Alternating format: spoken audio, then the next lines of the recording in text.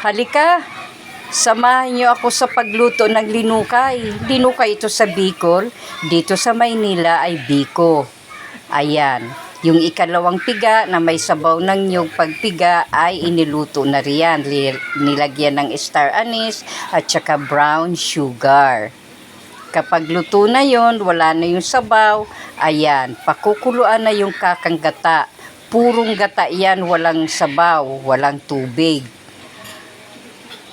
Tapos, kung nagtitipid kayo sa asukal, lagyan nyo ng konting asin para lumabas yung tamis.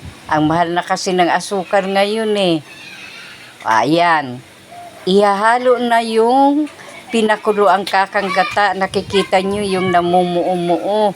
Ayan, pag ganyan na saka ihahalo. Ihalo ng ihalo hanggang sa lumabas na ang mantika.